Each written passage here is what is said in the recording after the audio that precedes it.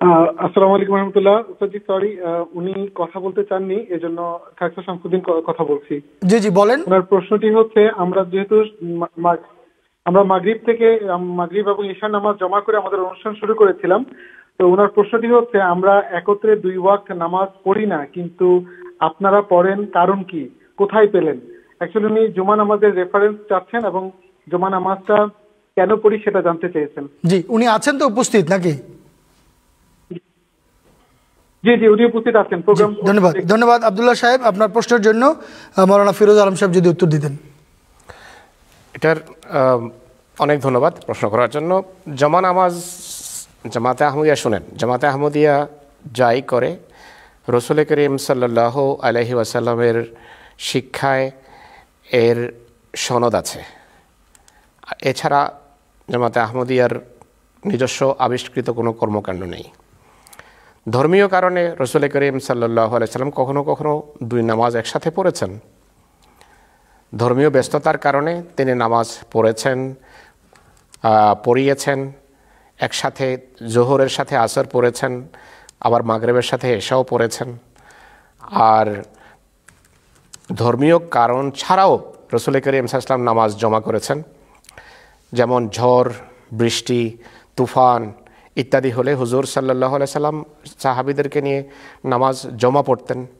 যুদ্ধের পরিস্থিতিতে নামাজ জমা হয়েছে এবং কসর করে পড়া হয়েছে। হজের সময় আরাফাতের ময়দানে যারা হজ করতে যায় তারা জানে, উমরা যারা করে তারাও জানে যে সেখানে আরাফাতে জোহর আসর জমা করা হয় এবং মুজদালফাতে মাগরিব এবং ইশার নামাজ জমা হয়। তো এইগুলোর রেফারেন্স যদি নির্দিষ্টভাবে আমার সামনে নাই, কিন্তু তিরমিজি শরীফে খুব সম্ভব।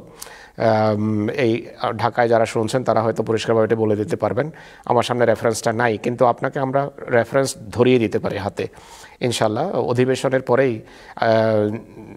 যিনি প্রশ্ন পড়ে শুনিয়েছেন বা যার পক্ষে আমাদের মুরব্বী বা মুআল্লিম কথা বলেছেন, তাকে এরপর ঢাকা থেকে সংগ্রহ করে রেফারেন্সটা আপনি দিয়ে দেবেন, অবশ্যই আমাদের কাছে আছে। তো সার কথা হলো, রসুল করিম সাল্লাল্লাহু আলাইহি ওয়াসাল্লামের রীতি এটি ছিল, তার সাহাবীদের রীতি এটি ছিল, আজও এর উপর আমল রয়েছে সাহাবীদের মাঝে। এবং আপনি ইন্টারনেটে যান না, সেখানে খুঁজেন, জমা নামাজ টাইপ করেন, আপনার পরিষ্কারভাবে এসে যাবে যে কখন কি কারণে রসুল করিম সাল্লাল্লাহু আলাইহি ওয়াসাল্লাম নামাজ জমা করতেন 2 নামাজ, এবং এটি আদৌ বৈধ কিনা। তো সার কথা হলো এটি বৈধ, হুজুর সাল্লাল্লাহু আলাইহি ওয়াসাল্লামের সুন্নত এটি। তবে বিনা কারণে বা এমন কারণে নামাজ জমা করা উচিত নয় যেটি এড়ালে ধর্মীয় উদ্দেশ্য ক্ষতিগ্রস্ত হবে না।